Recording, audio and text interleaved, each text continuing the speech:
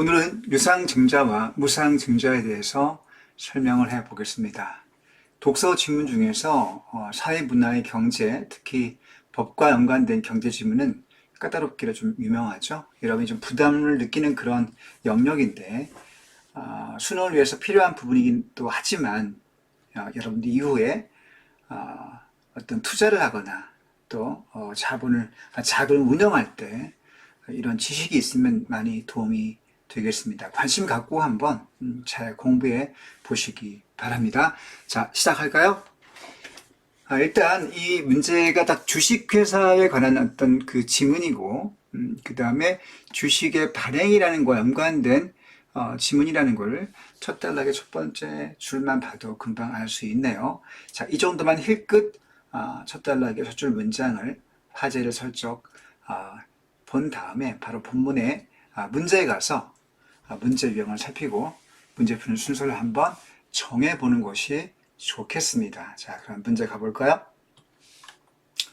자, 1번 문제는 윗글을 읽고 알 수 있는 내용이니까 딱 내용 일치 문제라는 걸 알 수 있네요. 자, 이 문제는 실시간으로 제시문을 끊어 읽으면서 한 단락씩 끊어 읽으면서 선지를 지워가면 되겠습니다. 자, 2번 문제 볼까요? 2번 문제는 무상증자에 대한 설명으로 적절한 것은 자, 딱 보기에도 이번의 주인공인 이 무상증자가 제시문의 주요 개념이라는 걸 알 수 있죠? 제시문의 주요 개념입니다. 자, 그러면 얘가 어디쯤 위치하고 있을지 제시문에서 그 위치를 확인해 주는 것이 문제 풀 때 유리하겠죠? 뒤져보겠습니다. 제시문에 가볼까요? 이 문단의 증자에 보니까 유상증자가 나오고 3분단도 유상증자가 계속 이어지고 있네요. 그리고 다음 문단에 보니까 뒷페이지에 무상증자가 다시 말하면 끝단락 근처에서 무상증자가 나옵니다. 여기에 동그라미 쳐놓고 그러면 무상증자는 이게 2번 문제 끝단락을 읽을 때 2번 문제를 풀 수 있다는 걸 확인해 볼 수 있겠습니다. 자, 이 부분을 읽고 문제 2번을 풀면 되겠네요.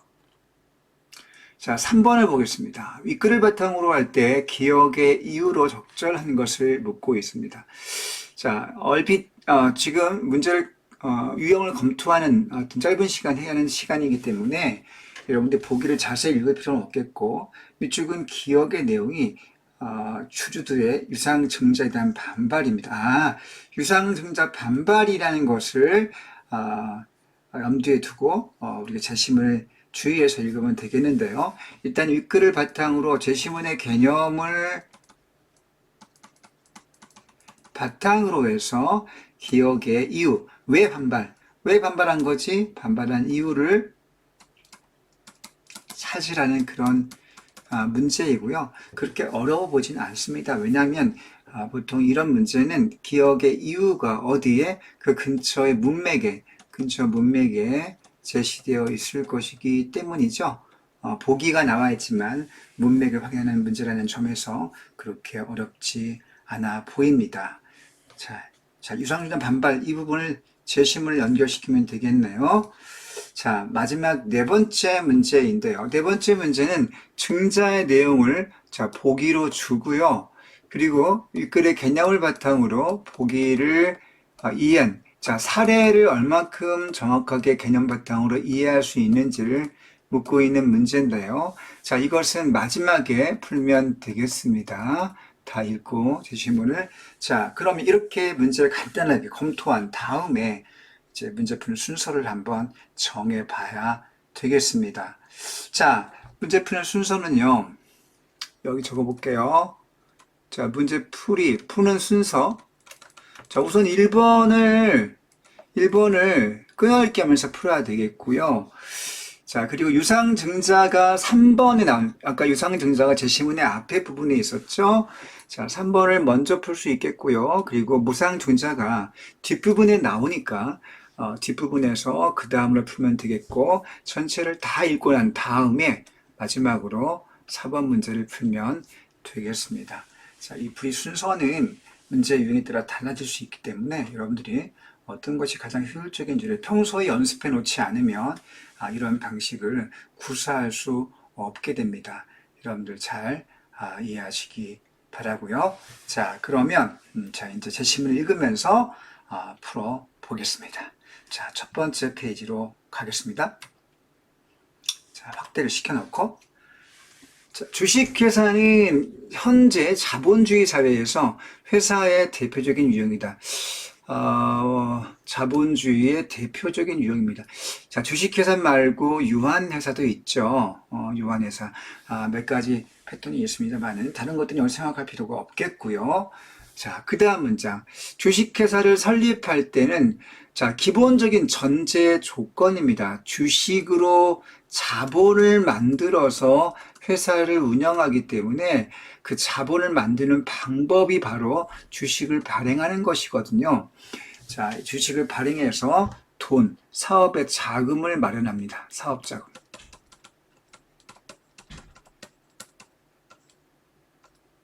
자, 선생님이 아는 어떤 분도 학원을 강사를 하시다가 몇몇 뜻맞는 분들과 함께 주식회사를 설립했어요. 자, 그 얘기를 자세히 들은 적이 있는데, 4명의 뜻이 잘 맞는 어떤 강사들끼리 모여서, 각기 어떤 아이디어를, 좋은 아이디어가 있는 상태에서, 각자가 자본금을, 모아서 그걸 주식을 발행하고, 자, 그들이 주식을 각각, 발행해서 그들이 대신 그걸 산 거죠. 그들이 투자금을 가지고 주식을 가져오고 대신 회사에 돈을 내는 겁니다. 자, 아무튼 그런 식의 방식으로 주식회사를 설립했다고 해요. 자, 이때 주식을 발행할 때 주식을 무한정 발행할 수 없습니다. 그러면 내가 예컨대 어차피 정관이라는 거 하는 건 정관은 주식회사 여러 가지 법규 같은 규약 같은 거, 주식회사의 규약이나 규범 같은 것들을 정해놓은 일종의 법전 같은 거죠. 회사, 주식회사에. 자, 그런데 거기에 지금 마음대로 주식의 총수를 막 만주, 이만주가 아니라 100만주, 2천만주, 막 억주 이렇게 발행을 할 수 있나요? 자, 그래서 발행의 총수를 무조건 기재해야 됩니다. 자, 총수를 너무 많이 늘리면 희소 가치가 없어지기 때문에 사람들이 사지 않겠죠. 마음대로 총수를 기재할 수 있습니다. 많은 사람들이 예컨대 70억 주가 있다고 쳐봅시다. 그럼 누가 사겠습니까?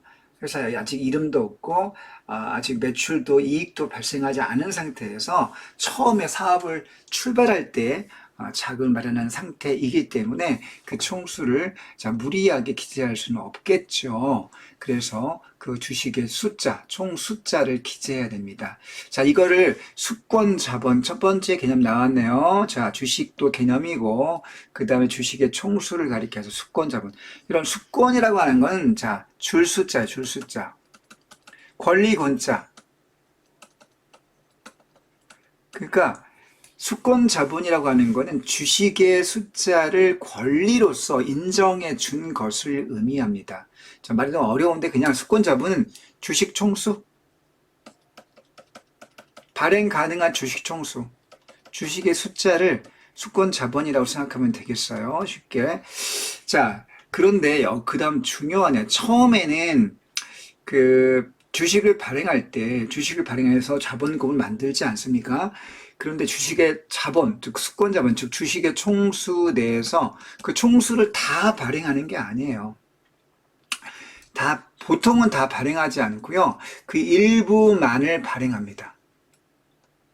물론 다 발행할 수 있습니다만은 대체로 일부만을 발행한다. 자, 전체를 발행 가능하지만 그렇지만 어떻다? 일부만 발행한다. 왜냐하면 나중에 자금이 필요하면 그 자본금을 주식을 더 신규 발행해서 자금을 마련할 수 있기 때문에 나중을 위해서 보통은 일부만 발행한다는 얘기입니다. 자, 이렇게 실제 발행한 주식 수와 주식의 액면가, 그 주식에는요, 한 주당 5,000원, 1,000원 이렇게 금액이 명시 적혀 있습니다. 우리가 돈도 보면 이게 1,000원짜리인지 5,000원짜리인지 10,000원짜리인지 50,000원짜리인지 그 금액이 적혀 있잖아요. 자, 그렇게 주식에도 그 액면가라고 하는 것이 기재가 되어 있습니다.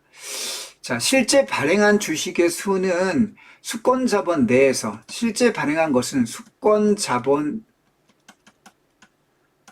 내에서 발행하죠. 그걸 넘어설 수는 없습니다.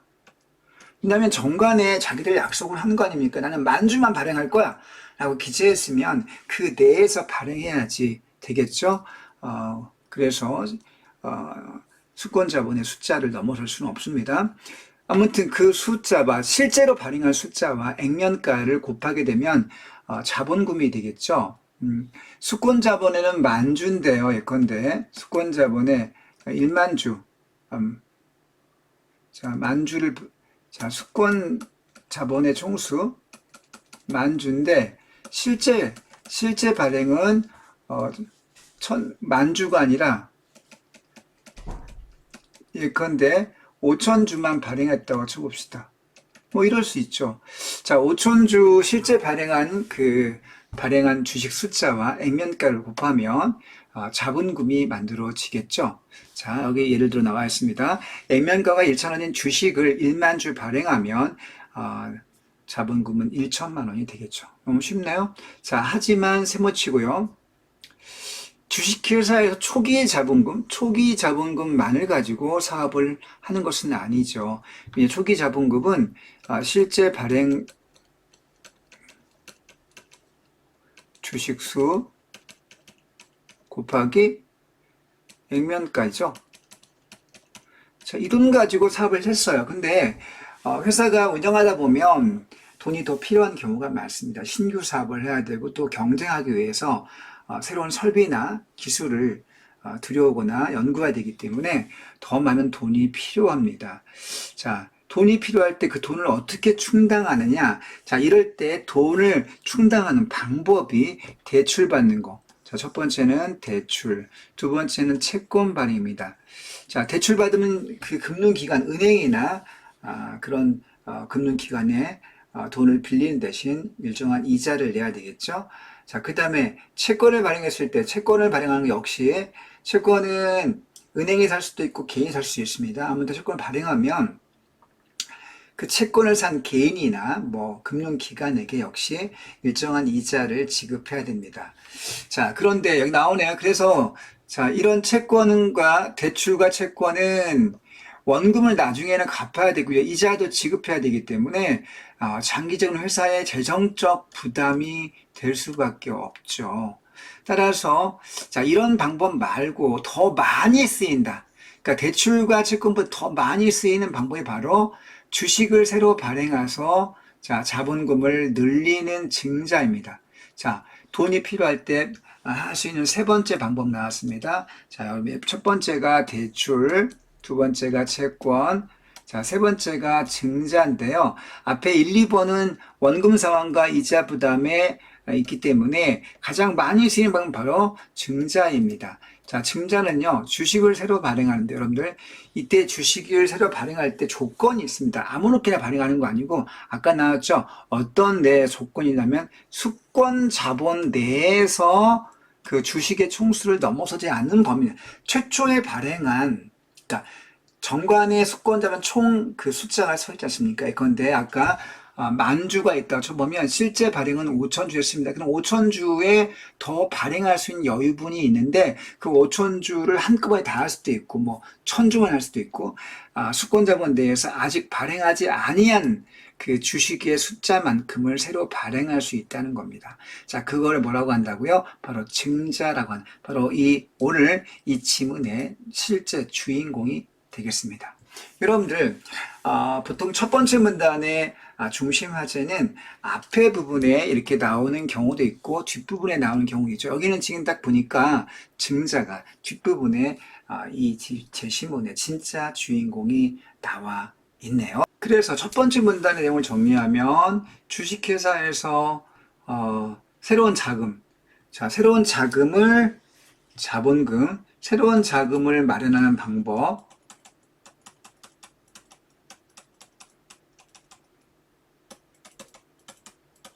바로 증자가 주인공이 되겠습니다. 물론 앞에 주식회사를 처음 설립했을 때 이렇게 자본금을 마련하고, 그쵸? 최초의 자본금이 있고, 그 다음에 자금이 더 필요할 때 증자하는 방법에 대해서 말하고 있습니다. 자, 다음 따라 가볼게요. 자, 이제 증자에 대한 얘기 나옵니다. 자, 그렇다면 증자에는 두 가지 방식이 있다네요. 자, 여러분, 두 가지 방식이란 말에 동그라미 쳤습니다. 자, 첫 번째 방식은 유상증자. 드디어 이제 소주인공, 첫 번째 캐릭터 주인공이 나왔습니다. 유상증자는 모집 대상을 기준으로 할 때 세 가지가 있답니다. 첫째는 기존의 주주, 그러니까 처음에 주식회사를 세웠을 때 그 주주들을 대상으로 주식을 발행하는, 즉 주주 배정 방식. 첫 번째가 주주 배정 방식이네요. 자, 이건 어떤 방식이냐? 새로운 주식을 발행하는 기본적인 방식으로 기존의 주주들의 권리를 자, 이건 기본적인 방식입니다. 기존 주주들 당연히 권리를 보장해 주는 거죠. 그리고 그들에게 현재 보유하고 있는 주식의 비율대로 구입할 수 있는 권리를 줍니다. 그러니까 권리를 주기 때문에 이들이 뭐 돈이 있으면 사도 되고, 돈이 있지만 관심이 없으면 안 사도 됩니다. 자, 구입 여부를 결정할 수 있습니다. 자, 이걸 우리가 주주 배정 방식이라고 해요. 자, 둘째, 불특정 다수의 투자자들 대상으로 새로운 주식을 발행하는 일반, 기존 주주가 아니라 이제 뭐야? 불특정 다수. 그러니까 회사의 주식을 갖고 있는 내부인이 아니고 바깥에 다수의 투자자들 대상으로 하는 새로운 주식을 발행하는, 자, 이걸 우리가 뭐라고 합니까? 일반 공모 방식이라고 하네요. 일반 공모 방식. 자, 두 번째 방식이 나왔습니다. 일반 공모 방식. 자, 이 방식을 시행했을 때 새로운 주주들을 모을 수 있겠죠. 그렇지만 기존의 주주들은 당연히 보유 비율이 낮아집니다.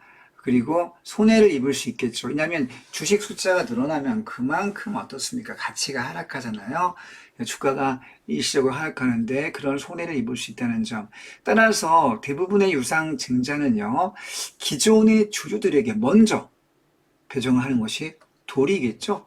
왜냐하면 이들이 처음 회사 설립해서 투자가 필요할 때 그 회사를 믿고 투자한 사람들이기 때문에 의리상 그들에게 먼저 기회를 주는 것이 당연한 것이 되겠죠. 따라서 그들에게 먼저 기회를 주고요. 근데 그들이 뭐 개인 사정에 따라서 돈이 없거나 혹은 관심이 없거나 했을 때 배정된 주주들이 그 주식을 새로 구입하지 않을 수 있습니다. 그러면 그 나머지가 남겠죠. 그 나머지를 기존의 주주가 아니라 불특정 다수에 대해서 일반 공모로 해서 그 주식을 발행한다는 얘기입니다. 자, 마지막으로 세 번째, 특정인에게, 그러니까 불특정이 아니라 특정인에게, 자, 약간 대상이 다르죠? 특정인에게 발행을 해서 투자금을 받는 제3자 배정 방식이 있다. 자, 이렇게 세 번째 방식을 소개해 주고 있습니다. 자, 이건 어떤 방식이냐? 이는 이런 주로 회사와 밀접한 관련이 있는 특정 대상의 투자가 필요할 때 이루어진다.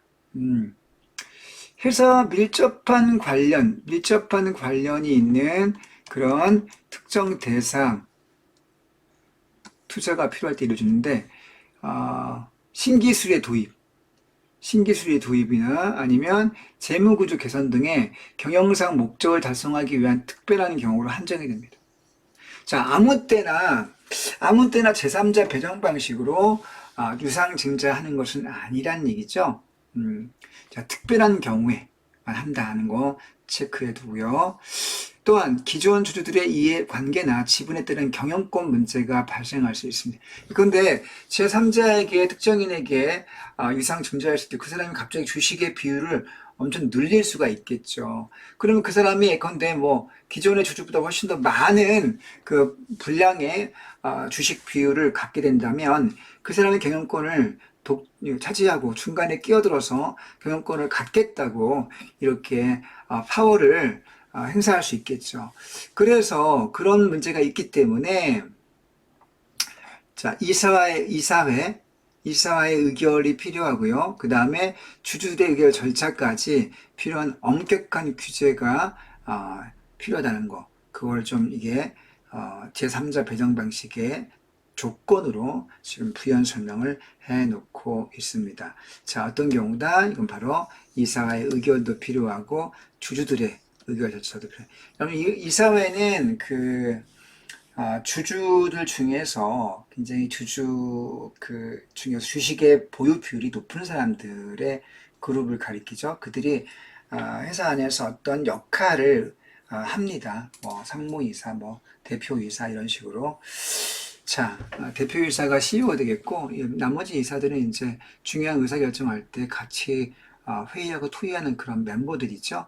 자, 주주들은 그들보다는 일반 주주들은 의사결정권이 더 주어지지는 않고 주주 총회할 때 그들이 의결권을 행사할 수 있겠습니다. 아무튼 엄격한 규제가 이루어지는 것이 바로 제3자 배정 방식입니다.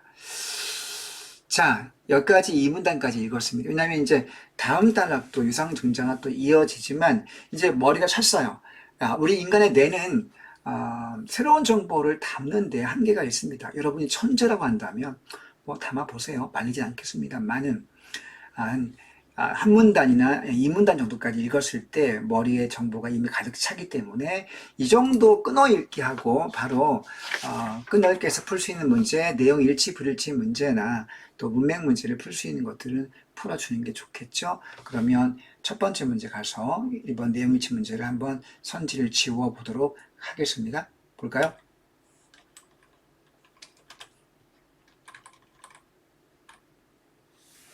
자, 내용 일치 아까 선생님 끊어읽기 한다고 그랬잖아요. 1번 보겠습니다. 주식회사를 설립할 때는 정관에 주식의 총수를 기재한다. 이 주식의 총수가 뭐야? 수권자분이죠. 맞는 얘기네요. 이 문단에 나왔습니다. 자, 반드시 정관에 기재된 주식의 총수를 모두 발행한 후에 증자 실행한다? 그렇지 않죠. 자, 반드시 모두 발행한다? 그렇지 않죠. 자, 일부만 발행할 수도 있고 전부 발행할 수도 있습니다만은 반드시 한 말 틀린 거죠.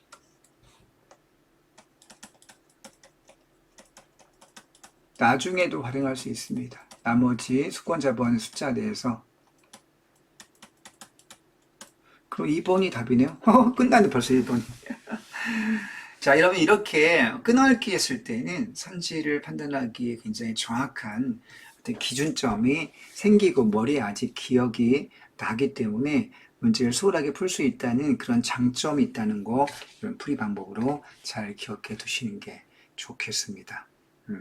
자, 3, 4, 5 선생님 그냥 설명을 해볼게요. 왜냐하면 이미 답은 나왔지만 이걸 내신을 준비하는 친구도 있고 또 나중에 또 연계를 대비해서 정리하는 친구도 있기 때문에 한번 설명을 더 해볼게요. 실전에서는 한답을 할 필요가 없습니다만은 오늘은 설명을 더 해보겠습니다. 수권자본 내에서 유상증자를 할 때 이사회에도 이사회 유상증자할 때 이사회에도 의결과정이 필요한 경우가 있다. 이건 뭐였습니까? 아까 제3자 배정 방식이었네요.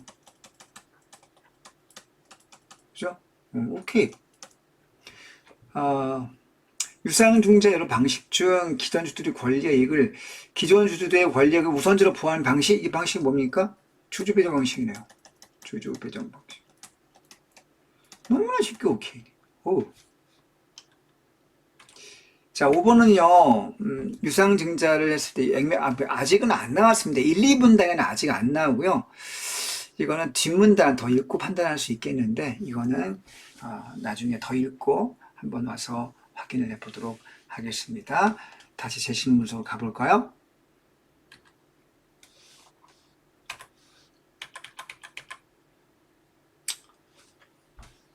다음 단락. 유상증자는 새롭게 발행한 주식의 가격을 아까는 어떤 대상으로 발행한지 따라서 발행 대상에 따라 여기까지는 아까 유상증자의 발행 대상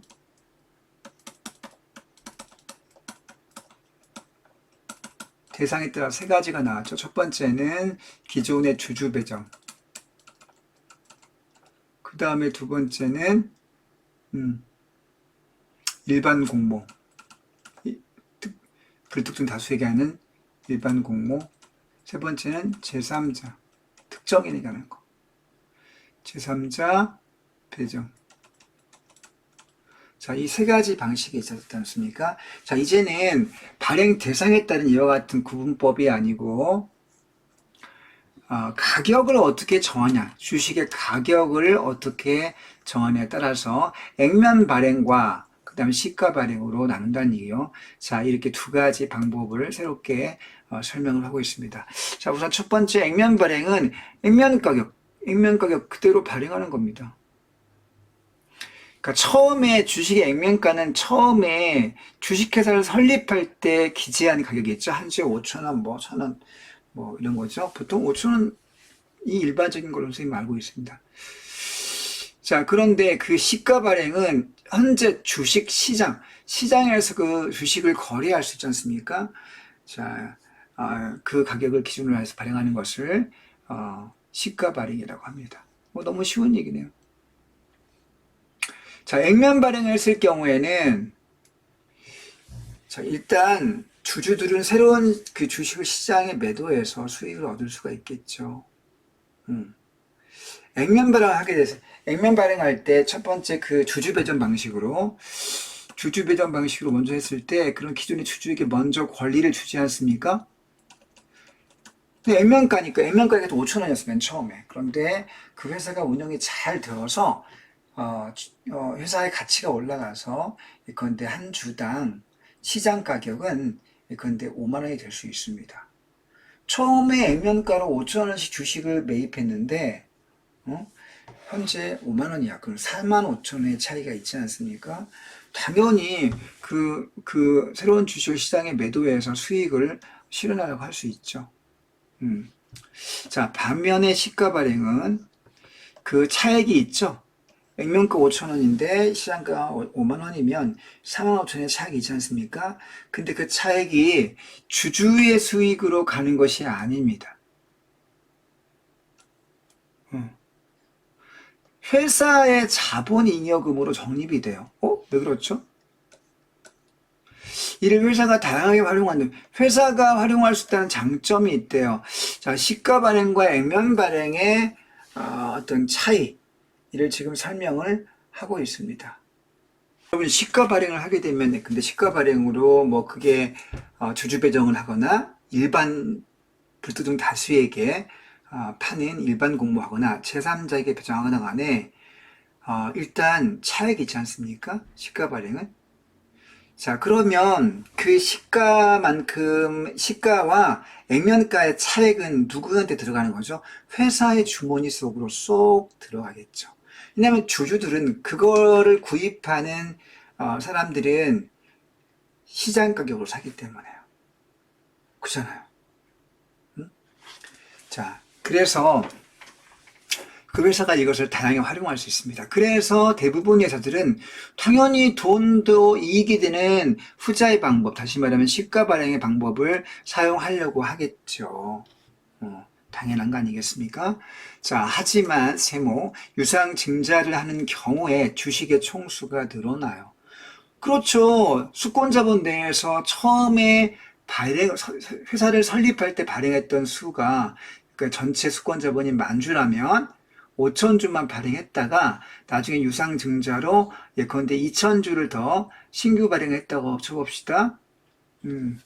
자, 주식의 총수가 시장에 거래되는 주식의 총수는 초반에 5,000주에서 신규 유상증자한 2,000주가 추가되게 되면 7,000주로 늘어나지 않습니까? 여러분들, 그죠? 공급이 늘어나면 당연히 어때요? 가격은 하락할 수밖에 없잖아요. 자, 그래서 시가 발행을 하는 경우는 어떻게 합니까? 그렇게 할 경우는 현재 시장 가격보다는 할인된 가격으로 주식을 발행합니다. 당연하죠. 공급이 늘어나면 떨어질 수밖에 없는데 현재 시장가로 판다고 한다면 누가 그걸 사겠습니까? 가격이 떨어질 걸 뻔하게 예측할 수 있기 때문에 그 시장 가격으로는 사람들이 사려고 하지 않습니다. 그래서 떨어질 걸, 가격이 하락할 걸 고려해서 할인된 가격으로 발행한다. 이런 이야기가 되겠습니다.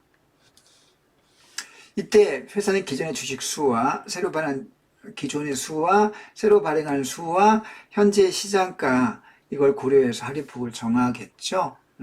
당연한 거 아닐까요? 자, 이렇게 해서 산문단은요, 산문단은 유상증자 방식, 뭐에 따른 가격을 정하는,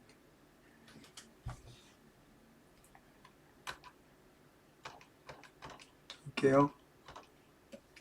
가격에 따른, 가격 결정 방법에 따른 유상증자 방식. 그 두 가지를 설명하고 있네요. 첫 번째가 액면 발행, 그 두 번째가 시가 발행. 뭐 이런 거 아닙니까? 액면 발행은 특징이 뭐예요? 액면 발행은 누구한테 이익이 갑니까? 액면 발행은 주주에게 이익이 되고요. 시가 발행은 누구에게? 회사에게 이익이 됩니다. 그죠?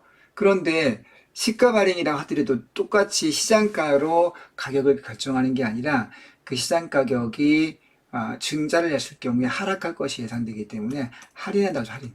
자, 할인된 가격으로 발행한다고 얘기를 하고 있습니다. 여기까지 해서 3문단의 내용을 정리해 봤고요.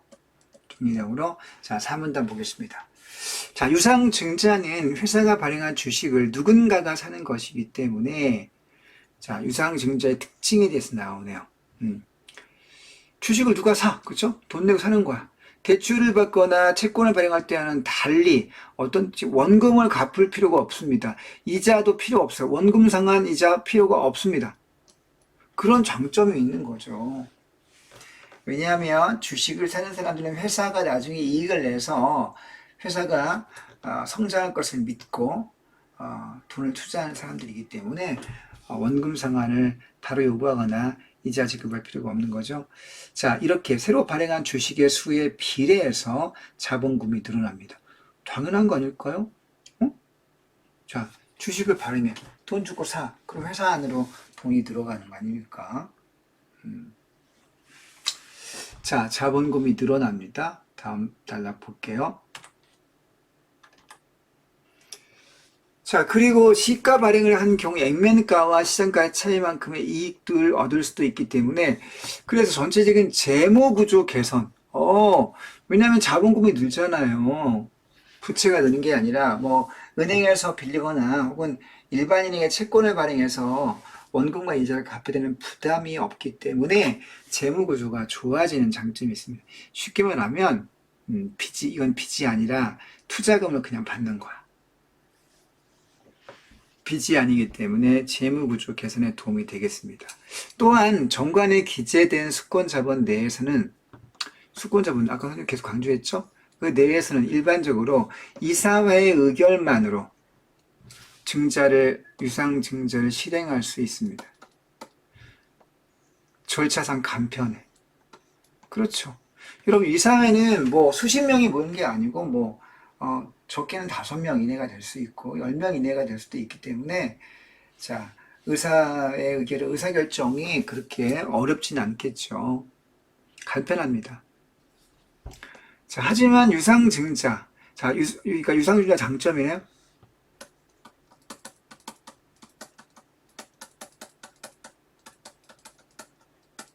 그 장점은 절차상 간편한 부분이 있다.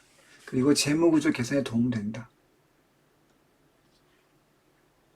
재무구조 개선, 그 다음에 절차상 간편.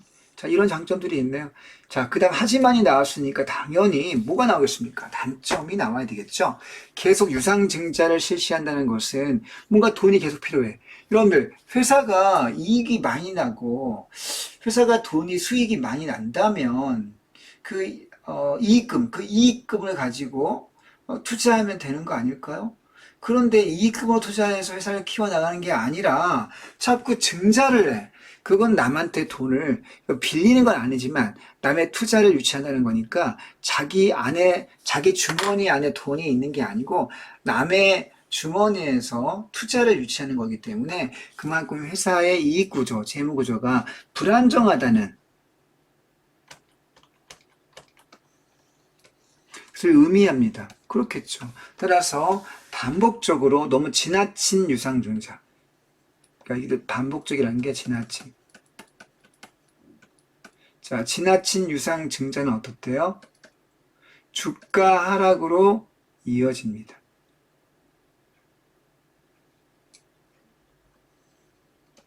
알겠어요? 주가 하락으로. 왜냐면 회사 구조가 불안정해. 그러면 이 회사 거 갖고 있다가 나중에 망하는 거 아니야? 여기 자꾸 유상 증자하는 거지. 회사에 이익이 안 나서 회사의 이익금으로 영업이익으로 투자를 하는 것이 아니라 투자자의 주머니를 빌려서 하려고 그래? 이 회사가 뭔가 구린 데가 있는 거 아니야? 이거 좀 뭔가 문제가 있다. 그래서 사람들이 그 주식의 가치를 좀 이렇게 좋지 않게 보겠죠? 그렇게 되면 당연히 어떻게 됩니까? 주가가 하락하겠죠. 따라서 장기적으로는 주가만 하락하는 게 아니라 기업의 가치까지 하락을 할 수도 있기 때문에 자, 이것은 반복적인 유상증자는 한계가 있다. 좋지 않다는 이야기입니다. 좋지 않다는 이야기예요. 자, 여기 사문단에서 어떤 내용이 나왔습니까? 자, 유상증자의 특징을 정리해 주고 있습니다.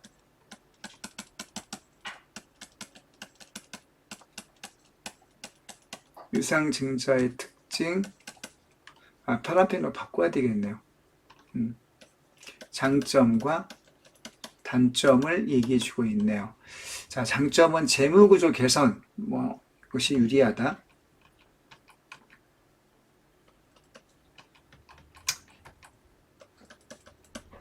재무구조 개선이 가능하다. 그 다음에 절차상 간편하다. 단점은 기업가치 하락이, 그 다음에 주식가치 하락, 이런 것들이 일어날 수 있다는 점을 강조하고 있습니다. 한편 증자의 다른 방식으로 단락 바꿔볼게요. 무상증자, 주식을 발행하지만 주주들에게 먼저, 대상이 누굽니까? 주주입니다. 기존의 주식을 갖고 있는 주주들에게 대가 없이 나누어 줍니다. 왜 그럴까요? 이런 방식은 우리 상식으로는 잘 이해하기 어려운 대목이네요. 대가 없이 준다. 무슨 자선단체도 아니고 회사가 이런 일을 왜 할까요? 자, 그것을 이해하는 것이 이 단락의 주된 내용이 되겠습니다. 자, 무상증자가 있다. 무상증자도 유상증자와 마찬가지로 새로운 주식이 발행합니다. 그럼 이때 여러분 새로운 주식은 어디 내에서? 수권자본 내에서. 수권자본 총수 내에서 된다는 거 여러분들이 기본적으로 기억해 둬야 되겠죠. 자, 자본금의 총액은 증가합니다. 그렇겠죠. 자, 자본금의 총액 증가합니다. 왜냐하면 대가 없이 나눠주는데 주식을 발행하면 그만큼의 회사의 돈이 이제 생기는 거 아닙니까? 자, 근데 이거 이상하다. 왜 이 말이 잘 이해가 되지 않을 수 있겠습니다, 여러분들? 아니, 무상으로 주는데 어떻게 자본금이 증가하지? 자, 이게 바로 우리가 이해해야 될 중요한 내용 중에 하나예요. 그 뒤에 이유가 나옵니다. 자, 하지만 무상이기 때문에 어때요? 무상이기 때문에 실제로 돈이 들어온 것은 아니에요. 당연하죠? 자, 그렇다면 어떻게 늘어나는 거지? 라는 질문을 던지고 있습니다. 자, 이게 자문자답, 문답법을 통해서 화제를 제시하고 있네요. 문답법을 통해서 독자의 흥미를 유발시키고 그것을 통해서 화제를 제시하는 방법을 쓰고 있습니다. 어떻게 드러나는 거냐? 회사의 자산은요, 자기 자본과 부채로 조달됩니다. 여러분들 이런 거 읽을 때는요, 시간을 조금 투자해서 옆에다 메모하면서 읽는 것이 좋습니다. 여러분, 이런 질문이 가능해요. 선생님, 그거 실전에서 어떻게 메모하면서 읽습니까? 시간 더 깨지는 거 아닌가요? 여러분, 천만에 훈련을 통해서 빨리 적는 방법을 익혀야 되고요. 이렇게 적는 것이 나중에 문제를 풀 때 왔다 갔다 하는 시간을 아껴준다는 점. 여러분들 그걸 염두에 두고 평소에 훈련을 하시기를 저는 적극적으로 권장합니다. 선생님 명심하게 적어볼게요. 자, 일단 펜을 좀 바꿔볼게요. 여러분, 펜 두께가 너무 두껍습니다. 자, 파란 붓펜을 자 2로 바꿔볼게요. 2로 바꿔서 얇게 해보겠습니다. 자, 자본 여기 뭐죠? 자, 회사의 자산은 자기 자본과 부채다. 적어볼게요.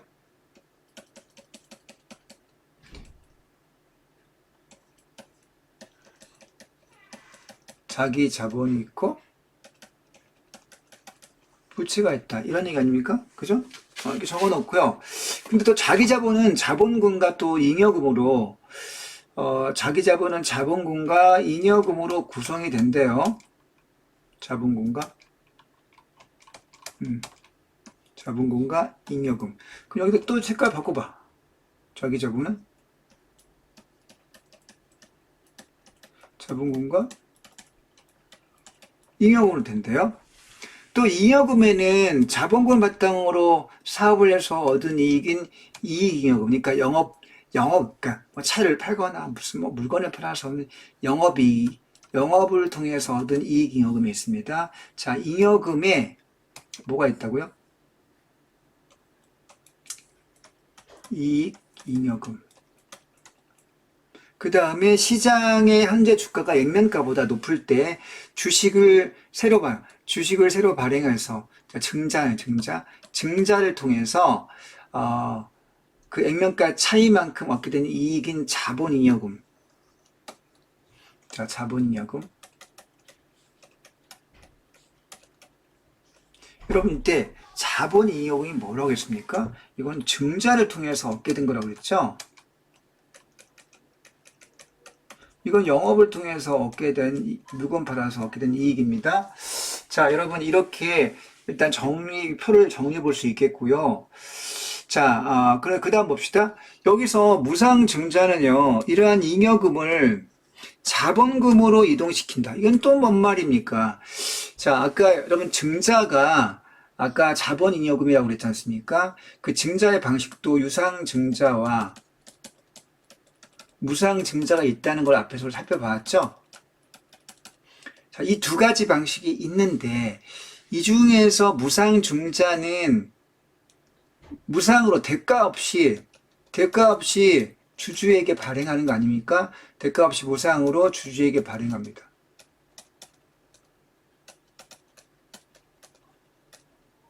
자, 그럼 실제 돈은 들어오지 않잖아요. 근데 자, 아까 여러분들 맨 처음에 자본금을 정의할 때 자본금이라는 게 뭐라겠습니까? 자본금은 주식 수에다가 액면가를 곱한 거라고 그랬죠.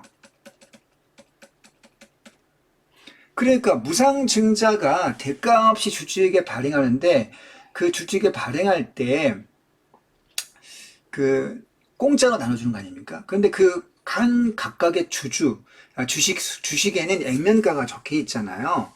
자, 그 액면가가 한 주당 그냥 5,000원이라면 만 주를 신규 무상 증자했을 때 만 주 곱하기 5,000원이면 5천만 원이 되는 거 아닙니까? 5천만 원이 그죠? 자본금이 새로 생기는 거야. 아까 자본금 뭐였습니까? 주식 수에다 액면가를 곱한 금액이었잖아요. 자, 이렇게 발행한 돈이요. 대가 없이 발행한 그 돈이 어디로 갑니까? 자, 자본잉여금은 늘지 않지만 이 돈이 어디로? 자본금으로 가는 거예요. 이해했습니까? 자, 그래서 자본금을 이동을 시키는 거야. 자, 잉여금 중 일부에 해당하는 금액만큼의 잉여금 중 일부에 해당하는 금액만큼의 주식. 여러분, 이게 중요합니다. 옆에 표하세요. 여러분들, 이때 무상증자는 주식의 발행은요, 아무렇게나 하는 게 아니라, 물론 수권 자본 내에서 해야 되겠지만, 자, 총액, 무상으로 주는 그 돈이 들어가는 돈이 있지 않습니까? 그 돈을 어떻게 충당합니까? 잉여금 중 일부. 이때 잉여금은 어디에 잉여금이겠어요? 여러분, 잉여금이 뭐밖에 없습니까? 이거를 공짜로 주는데, 그냥 퍼주는 게 아니고 근거가 있어야 되잖아요. 근거가. 어디에서? 여기 잉여금 내에서 여유가 있을 때, 그럼 이때 잉여금은 이익잉여금이겠죠. 영업을 통해 돈을 많이 벌어서 예컨대 현대자동차가 예컨대 현대차가 전기차 그 아이오닉 5를 갖다가 엄청나게 세계에 팔았지 않습니까? 거기서 이익이 많이 생겼어요. 근데 그 이익을 누구에게? 자, 기존의 주주에게 무상 증자를 통해서 또 신규 발행을 해줍니다. 자, 그런데 그 돈을 어디에서 충당하느냐? 이익잉여금의 일부에서 주식을 발행할 수 있다는 그걸 넘어설 수 없겠죠. 자, 발행한 후에 기존의 주주들이 보유한 주식의 비율에 따라서 주식을 나누어 주기 때문입니다. 그러면 어떻게 돼요? 잉여금 당연히 줄고 자본금은 늘어나게 되겠죠. 잉여금은 줄고 자본금은 늘어납니다. 이렇게 이동한다는 거 아까 선생님이 얘기했습니다. 이렇게 자, 자본 잉여금이 무상증자한 어디로? 자본금으로 이동한다. 이런 얘기를 꼭 이 표를 잘 그려주시기 바랍니다. 자, 그 다음 볼게요. 무상증자는 회계상으로 자본금이 증자하지만, 그쵸? 아까 얘기했잖아. 이동한다고. 자본금 증가하는 거 맞죠? 회계상. 그렇지만 기존 자산 내에서 잉여금이 이쪽으로 이동하기 때문에 자산 내에 여기 보세요. 자산 내에서 이동을 하기 때문에 숫자가 이동한 것일 뿐 실제로 회사의 자산이 늘어난 것은 아닙니다. 당연한 거죠. 자산 내에서 잉여금이 자본금을 갔으니까. 자, 회사의 입장에서 그죠? 회사의 입장에서는 자산이 일어난 것은 아닙니다. 그러나 기존의 주주는 새로운 주식을 받을 수 있기 때문에 보유한 주식의 수는 늘어나겠죠. 왜냐하면 공짜로 받은 거니까 이건 내가 1000주 갖고 있었는데 새로 무상증자해서 나한테 500주가 더 왔어. 그러면 1500주가 되는 거 아닙니까? 주식의 숫자는 늘어나요. 그런데 그 주식 수가 늘어나면 그만큼 가격은 떨어지게 되어 있습니다. 수요 공급의 법칙에 의해서 자, 주식의 숫자가 늘어나면 가격은 떨어지게 됐습니다. 따라서 각자가 보는 전체 주식의 전체 가치는 달라지잖아. 자, 1000주를 갖고 있었는데 무상증자에서 500주가 늘어났습니다. 그러면 1500주인데 그죠? 그런데 주식의 숫자는 늘었지만 가격은 떨어지기 때문에 결과적으로 전체 가치는 달라. 전체 가치는 전과 동일이다. 이런 얘기를 하고 있는 거네요. 자, 하지만 무상증자를 실시한다는 것은 회사 내에 잉여금이 많다는 것을 의미합니다. 그럼 잉여금이 많다는 건 뭘 의미합니까? 자, 이것은 이익잉여금이 많다는 거, 영업이익이 크다는 거 아닙니까? 회사가 물건을 잘 판다는 얘기예요. 제품을 그게 무슨 뭐 회사의 뭐 프로그램이든 아니면 뭐 자동차든 간에 냉장고든 간에 그다음 삼성 같은 뭐 갤럭시 폰이든 간에 아무튼 그런 그 영업을 통해서 얻은 이익이 많다는 것을 의미하고 그만큼 재무 구조가 건전하다, 회사가 운영이 잘 된다, 물건을 잘 만들어 판다 이런 얘기가 되기 때문에 투자자의 심리에 긍정적 영향을 줄 수 있다. 무슨 말일까요? 무상증자의 장점입니다. 무상증자의 특징을 마지막 문단 설명하고 있네요. 어떤 특징을 말하고 있습니까? 자, 회사의 자산은 늘어나는 것은 아니야. 기존 주주는 주식 수는 늘어나지만 전체 가치는 안 달라져. 하지만 무상증자하는 것은 회사가 잘 돌아간다는 걸 의미하고 구조가 건전하기 때문에 투자 심리에 긍정적이다. 다시 말하면 유상증자하는 회사보다 무상증자하는 회사가 더 좋은 회사이다. 저 회사에 주식을 갖고 있어야 되겠다. 저 회사에 투자해야 되겠다. 뭐 이런 식의 심리를 자극을 준다는 거죠. 여러분들 만약에 주식을 투자하겠다는 생각이 있다고 한다면 그 회사가 무상증자를 얼마나 많이 했는지, 그죠? 유상증자보다 무상증자를 더 자주 했다면 더구나 최근에 그 회사는 앞으로 미래가 기대가 될 수 있는 그런 회사가 되겠습니다. 그런 회사 주식을 사두면 돈이 되겠죠?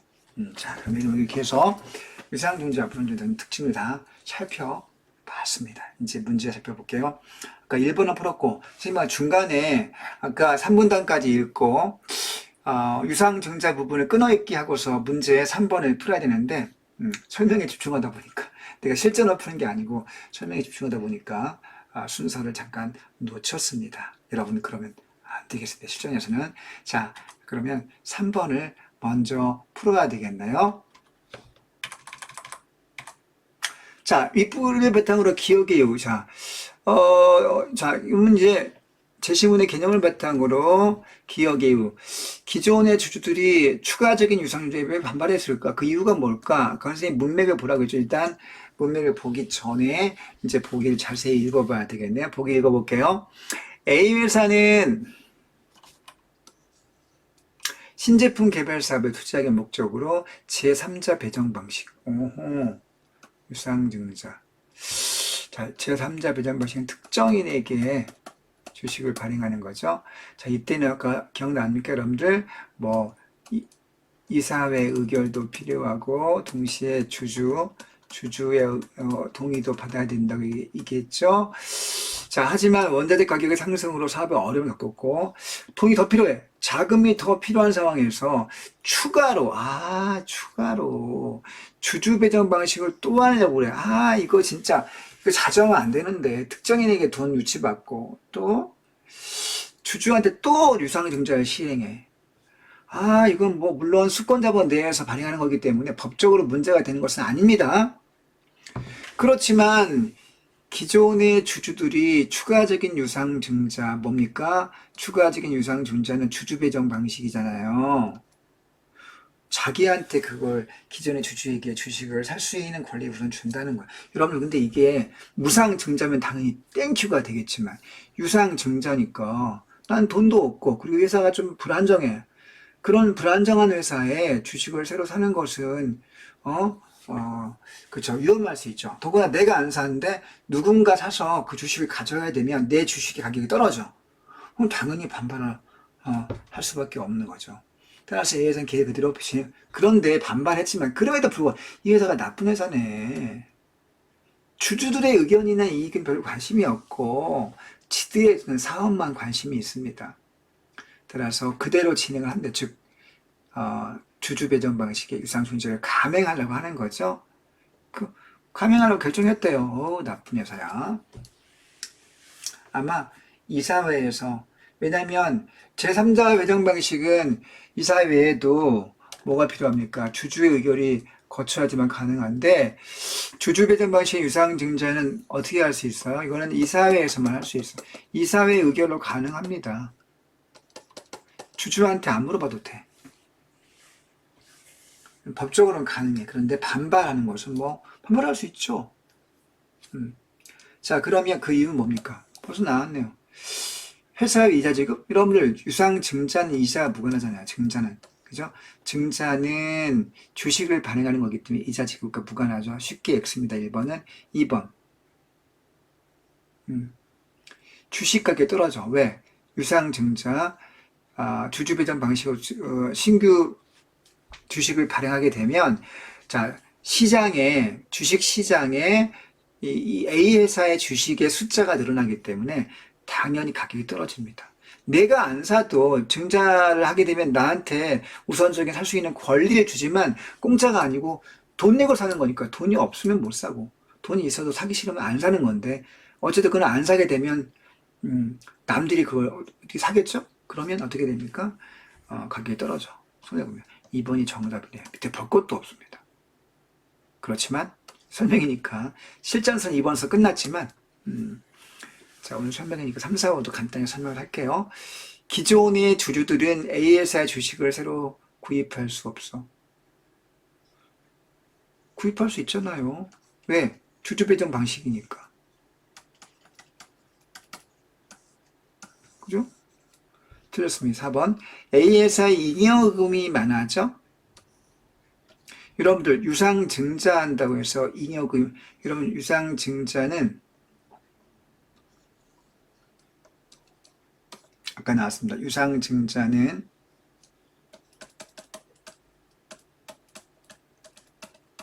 자본 잉여금이 늘어나는 거야. 자, 유상증자하면 자본 잉여금이 늘어나는 거 맞습니다. 그러니까 이 부분은 맞는 설명인 거네요. 자, 자본 잉여금이 늘어났습니다. 유상증자를 통해서. 그런데 그 자본 잉여금이 늘어나면 어떻습니까? 회사의 회사에 뭐가 드러납니까? 회사의 자기 자본이 증가하는 거예요. 자기 자본이 증가하는 결과가 되기 때문에 재무 구조가 어떻게 됩니까? 재무 구조가 개선이 되잖아요. 이게 아까 뭐였습니까? 유상증자의 장점이었잖아요. 재무 구조에 부담을 주는 게 아니라 재무 구조의 개선이 됩니다. 구조에 부담을 주는 경우는 어떤 경우였습니까? 채권을 발행하거나 그 다음에 대출을 통해서 자금을 마련하는 경우에 해당하는 거였잖아요. 그죠? 그래서 4번도 이제 부담을 준다는 부분이 틀렸네요. 자, 5번. 특정인에게 지분이 몰려서. 여러분, 특정인 지분이 몰린 건 뭐야? 제3자 배정 방식이잖아요. 그죠? 자, 근데 아까 반발한 대상이 뭐였습니까? 제3자 배정이 아니라 여기 나왔던 것처럼 주주 배정 방식의 유상 증자였기 때문에 자, 이것도 틀린 내용이 되겠습니다. 자, 이렇게 3번을 풀었고요. 자, 이제 아까 마지막 문단 무상증자의 특징까지 우리가 끊어읽기를 했기 때문에 앞에 2번을 풀 수 있겠네요. 2번 올라가 보겠습니다. 자, 무상증자에 대한 설명. 적절한 것. 자본금의 총액은 증가한다? 총액은 증가하지만 총액 감소한다. 여러분 이런 거 어떻게 보면서 아까 선생님이 뭐라고 했습니까? 자, 이거를 아까 정리했던 표 있죠? 정리했던 표로 가보겠습니다. 자, 여기를 보면 아까 선생님이 정리했던 거 기억납니까? 여기 보면, 무상증자를 했을 경우에 공짜로 주지만 그것이, 자, 자본금, 주식수가 새롭게 발행되면서 자본금의 내용을 이루는 자본금의 내용이 뭐였습니까? 주식수에 따른 액면가 곱해서 그게 자본금이 있지 않습니까? 회사의 이익잉여금을 떼어서 주주에게 자, 무상증자를 해주고 그러면 회사에 실제 돈은 들어오지 않지만 자본금의 숫자는 늘어나는 거지 않습니까? 그죠? 발행한 주식수가 늘어나기 때문에 자, 이 부분은 맞는 얘기네요. 그런데 자본금은 자, 잉여금이 자본금으로 이동한다고 얘기하지 않습니까? 이동을 하지만 자산 전체는 자, 이동이 없습니다. 자산 전체는 늘지 않네요. 왜냐하면 자산 안에 자본금과 잉여금이 들어있기 때문에 자, 여기기로 한 집안 내에서 집안에서 집안에 이동한 거야. 그러면 전체 집안의 자산은 늘지 않겠죠? 자, 이렇게 아까 정리해 놓은 것이 훨씬 시간을 단축해 준다는 거 지금 확인을 해 봤습니다. 여러분들. 그죠? 그만큼 복잡한 내용은 이렇게 표로 중간에 읽을 때 그때 짤막하게 빨리 정리해 두는 것이 훨씬 더 시간적 이익이 되겠습니다. 물론 뇌도 스트레스가 덜하겠죠? 자, 그래서 총액 증가는 맞네요. 그런데 이건 맞고 자산 총액은 불변입니다. 1번 하나 지웠고요. 이거 볼게요. 자, 2번. 기존의 주주가 새로운 주식을 받게 되면 그죠? 무상증자는 기존 주주가 받는 거 맞지 않습니까? 자, 주식의 숫자가 늘면 공급이 늘어나기 때문에 공급이 늘어납니다. 대신에 주식의 전체 가치는 어떻게 돼요? 내려간다고 했어요. 주식의 전체 가치는 어떻게 됩니까? 올라간다? 올라가지 않죠. 새로운 주식을 받게 되면 주식 수는 늘지만 주식 가격 어때? 주식 수는 는다. 자, 주식 가격은 어때? 공급이 되니까 떨어지죠. 숫자가 는 만큼 가격은 떨어지기 때문에 결과적으로 전체 가치는 어떻다고 했습니까? 불변이라고 했습니다. 그래서 2번은 뒷부분이 틀렸다는 거 올라가는 게 아니고 불변이다. 자, 제시문 확인할 수 있었죠? 아까 내용이 기억나면 바로 하면 되겠죠. 자, 3번. 특정한 목적이 있는 경우에 기존의 주주 이외의 제3자에게 자, 특정한 목적이 있다? 자, 주주에게 기존의 주주 이외의 제3자에게 주식을 여러분들 제3자에 나눠주는 방식은 뭐였습니까? 이건 무상증자가 아니고 뭐였죠? 유상증자 중에서 두 번째 방식 제3자 배당에 해당하네요. 세 번째 방식이죠. 제3자 배당에 해당하는 방식. 다시 말하면 유상증자 방법이 되기 때문에 얘는 X가 되겠네요. 유상증자.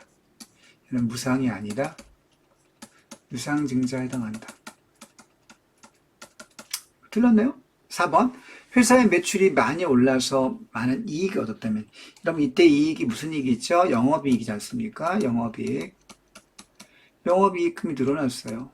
그러면 주식을 새로 발생할 수 있는, 무상증자할 수 있는, 아까 다 나오는 게 아니니까, 무상증자, 무증, 가능하죠?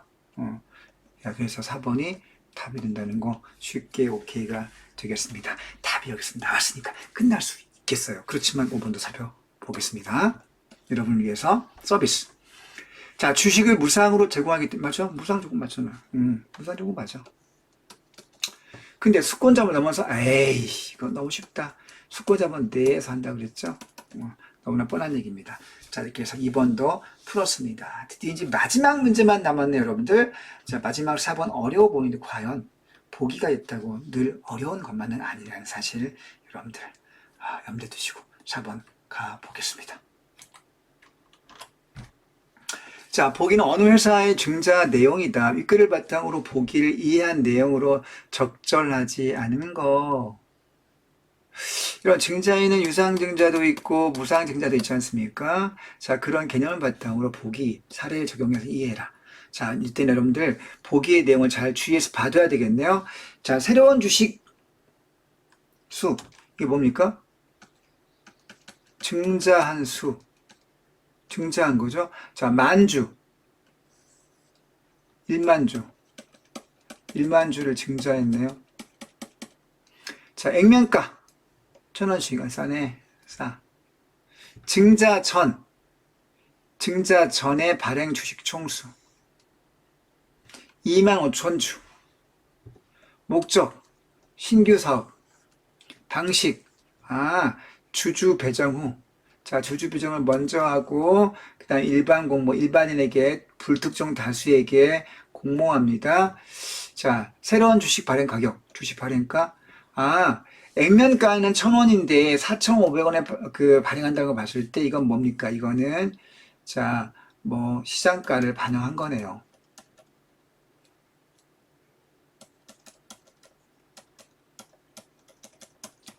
자, 그런데 할인율이 10%입니다. 아까 할인율이 뭐라고 했습니까? 신규 주식을 증자해서 발행하면 주식시장 내에 거래되는 이 회사의 주식 총수가 늘어나기 때문에, 즉, 공급이 늘어나기 때문에 가격이 떨어진다고 했지 않습니까? 그래서 기존 주주가 손해를 보기 때문에 새로 주식을 발행할 때에는 그 떨어질 가격을 반영해서 조금 깎아서 할인해서 발행한다고 했죠. 10%를 할인을 했대요. 그럼 그걸 추측해 봅시다. 할인이 10%라면 할인된 가격이 10% 적용 후에 4,500원이야. 그러면 한번 계산해 봅시다. 어떻게? 그럼 할인 전 시장 가격. 그러니까 10% 적용하기 전에, 할인 전에 시장가는 얼마일까요? 메모해 보세요. 얼마야? 10% 까인 게 4,500원이면 10%를 거기에 더했을 때 얼마일까요? 당연히 5,000원이네. 산수가 너무 쉽잖아요. 이거 산수 공식이 필요합니까? 5,000원의 10%가 500원이고 그거를 할인하는 것이 4,500원이 된다는 거 금방 알 수 있잖아요. 자, 이렇게 우선 여러분들이 보기를 일단 이해할 수 있어야 돼. 이걸 이해 못하고는 문제 못 풀어요. 선생님 좀 머리가 나쁜데요. 생각해 보세요. 그건 선생님이 더 이상 설명이 불가능한 내용입니다. 자, 일단 여러분들이 보기를 이해하지만 문제 풀 수 있다는 거 전제하고 그 다음에 이제 선지 가볼게요. 자, 1번. 현재 주식시장 내에서 이 회사의 1주당 현재 시장가는 5,000원이다. 아까 나왔네요. 이거 오케이. 적절치 않은 걸 물었으니까 문제의 작가는 그죠? 아는 거 체크해야 돼. 이거 체크하세요. 아는 거. 자, 맞습니다. 정관에 기재되어 있는 수권자분은 26,000주 이상, 26만 주 이상이다. 아까 여러분들 25만 주가 자, 근데 만주를 추가했으니까 이상 맞죠? 26만 주 만땅일 수도 있고, 그죠? 그 이상일 수도 있는 거야. 이번에 증자한 게 만주니까, 그 이전까지 25만 주였고, 그러면 이번에 마지막 수권자본에서 마지막 만주 남은 걸 발행했을 수도 있고, 아니면 수권자본에 더 여유가 있어서 더 발행을 할 수 있는 상황이라면 아무튼 이상이란 말이 맞는 거죠. 오케이네요. 자, 3번. 증자 이후 이 회사의 자본금은 증자 이전에 비해 4,500만 원 더 증가했다. 자, 자본금이라는 단어가 눈에 띄네요. 자본금은 증가했다. 이런 것을 확인하기 위해서는 아까 여러분들이 선생님이 제시문을 읽다가 중간에 개념에 복잡하게 나오는 부분, 그러니까 나무 구조, 트리 구조로 그린 거 있지 않습니까? 정리하는 거. 거기에서 자본금, 무슨 뭐 잉여금, 자산, 자기자본 그런 개념들이 있었습니다. 그것들 한번 슬쩍 가서 보고 오겠습니다. 그런 문제를 확인할 수 있을 것 같아요. 가볼게요. 여러분들 여기 보세요. 여기 뭐라고 나왔습니까? 아까 문제 4번에 선지 3번에서 자본금이 4,500만 원 증가했다고 그렇게 얘기했는데 여러분들 아까 유상증자를 하게 되면 여기 뭐가 늘어납니까? 유상증자하면 자본잉여금이 늘어나는 겁니다. 따라서 유상증자했을 경우에 잉여금이 증가하는 겁니다. 그렇죠? 잉여금이 증가하는 거여서 이 트리 구조 정리하는 거에 따르면 유상증자에 의해서 색깔 바꿔볼게요. 유상증자에서 자본잉여금이 증가했고 그럼 잉여금이 증가한 건데 이거는 자본금이 증가한 건 아니네요. 따라서 자기 자본이 증가했다고 보면 맞는 얘기인데 자본금이 증가했다고 말하는 것은 잘못된 이야기가 되겠습니다. 그죠? 그리고 자본금이 증가하려면 뭐가 증가해야 돼? 무상증자의 방식으로 발행했을 때에만 자본금이 증가한다는 거. 아까 무상증자 특징할 때 나왔던 얘기죠. 자, 그런 점을 염두에 두고 선지 4번에 문제 4번에 선지 3번을 이해하면 되겠습니다. 이 트리 구조로 정리하는 거. 아까 선생님이 얘기했죠. 복잡한 개념이 나올 때 시간을 조금만 투자해서 이렇게 간단하게 정리하는 습관 길러보세요, 여러분들. 그러면 어때요? 그러면 문제를 2개나 풀 수 있어. 4번도 풀 수 있고 아까 문제 2번도 풀 수 있는 상황이 됩니다. 자, 끝났네요. 끝났어. 자, 자본금이 아니고 뭐가? 자기 자본 혹은 잉여금이 증가한다. 만약에 자본금이 증가하려면 어떤 방식이어야 된다? 자본금이 증가하려면 무상증자 방식일 때만 이것이 자본금이 증가하는 것으로 이해할 수 있습니다. 그런데 이 제시문에 이 보기에 나온 건 무상증자 방식이 아니라 여기 유상증자 방식이라고 써 있잖아요. 그죠? 따라서 3번이 답이 됐네요. 자, 이제 문제는 끝났지만 또 여러분들 이 선생님이 4번 서비스로 설명. 자, 4번 볼게요. 이 회사는 새로운 사업을 하기에 자금을. 자, 아유, 너무 땡큐. 그냥 오케이네. 자, 5번. 기존의 주주들이 새로운 주식을 모두 구입한다면, 그쵸? 기존의 주주가, 유상증자는 우선권이 누구한테 있어요? 기존의 주주에게 있습니다. 그죠? 주주비가 먼저 됐으니까. 따라서 모두 구입한다면 새로운 주주들, 기존의 일반인들, 그러니까 불특정 다수의 새로운 일반인들이 주주로 일반 공모에 생기지 않을 수 있겠죠. 당연한 거 아닙니까? 맞네요. 자, 새로운 주주가 생기는 경우는 주주 배정을 통해서 기존의 주주가 구입하지 않아서 남는 주식이 있을 경우에만 일반 공모에 의해서 새로운 주주가 생기기 때문이 되겠죠. 자, 이렇게 해서 4번도 설명이 끝이 났습니다. 자, 여러분. 자, 어렵습니까? 조금 복잡하긴 해요. 그러나 이 정도의 내용은 충분히 풀 수 있어야지만 여러분들 실제 수능에서 독서의 난이도를 감당할 수 있다는 사실 명심하시고 힘들어도 매진하기 바랍니다. 여러분 화이팅 하세요. 안녕.